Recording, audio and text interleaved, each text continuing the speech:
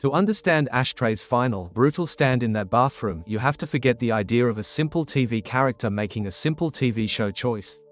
This wasn't about being a hero or being reckless. This was about biology. It was the inevitable, terrifying conclusion of a human nervous system that never, not for one single day of its entire short life, knew what safety felt like. From his first memory to his last breath, Ashtray was a creature built for survival in a warzone, and in that moment, the warzone finally closed in on him. His fight wasn't just a decision, it was his only possible language, cemented by a lifetime of constant threat. Think about where he came from. We don't know the specifics, but we know he was found, a toddler, by his older brother Fezco. He wasn't rescued from a happy home. He was brought into a different kind of storm, a world of drug dealing, violence, and precarious living under the roof of a tough-as-nails grandmother. His childhood wasn't cartoons and playgrounds. His classroom was watching Fezco negotiate with desperate addicts and ruthless suppliers. His bedtime stories were the unspoken rules of the street: trust no one, weakness gets you killed, and your family is the only wall you have against the world. His entire upbringing was a masterclass in perceiving threat. His brain, from its most formative years, was wired on high alert. The world was not a place of potential joy, but a landscape of potential dangers. This is key. For most people, the fight or flight response is a temporary alarm bell. For Ashtray, the alarm was never switched off. It was the background music of his life. This shaped him into the boy we see, fiercely loyal, preternaturally tough, and deeply paranoid. His love for Fezco is absolute because Fezco is his only source of stability. But that love is expressed through violence because violence is the currency he understands. He doesn't talk about feelings, he acts as a defender, a soldier. He is always watching, always calculating. He's the one with the gun, the one ready to escalate, the one who sees a problem and immediately jumps to the most extreme solution. To the outside viewer, this looks crazy, even stupid. But to Ashtray, this is simply being prepared. In his experience, the worst-case scenario isn't a possibility, it's an eventuality. You either strike first or you end up dead. All of this psychological conditioning comes to a head with the arrival of the police and the terrifying drug lord, Laurie's crew. The walls, both literal and metaphorical, are crumbling. Fezco is compromised, arrested, and the delicate, dangerous balance of their lives is shattered. For Ashtray, holed up in that bathroom, this isn't a new crisis. This is the crisis he has been training for his entire life.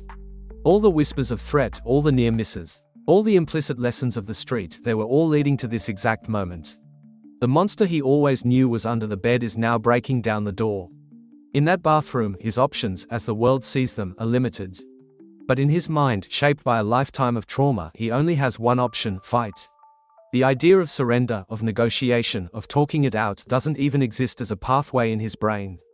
Those pathways were never built. The neural roads that were paved over and over led directly to aggression. It's a cemented response. When you live in a state of perpetual flight or fight, and you are a small person in a brutal world, flight often seems impossible. Where do you run? There is no safe place. So fight becomes the default setting. It's not bravery, it's a hardened survival instinct. So he barricades the door. He arms himself to the teeth. He creates his Alamo. In his mind, this is not a suicide mission. This is a defensive stand. He is protecting Fezco's money, Fezco's legacy, and by extension, Fezco himself. He is fulfilling his only purpose in the ecosystem he knows: be the attack dog, be the final line of defense. The chaos erupting outside isn't chaos to him. It's a familiar script, and he knows his role.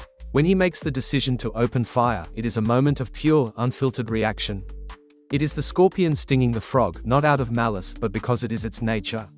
The police are not officers of the law to him, they are just another armed faction invading his home.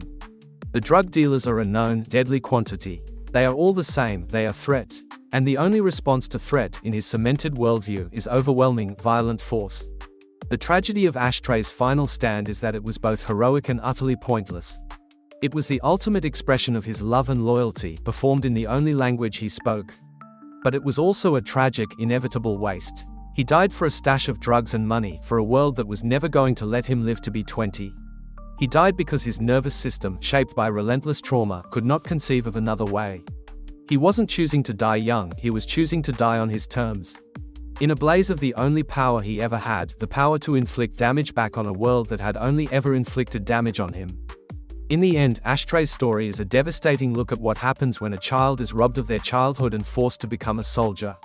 His fight response wasn't a character flaw, it was a scar, a psychological adaptation to an environment of constant danger. His final stand was not the moment he became a warrior. It was the final, logical act of a boy who had been a warrior since the day he was found. He didn't know how to be vulnerable, how to ask for help, or how to stand down. He only knew how to stand his ground and fight. And so he did, until there was no ground left to stand on. His life was a testament to the human will to survive, and his death was a tragic indictment of the world that made such a will the only thing he could ever be.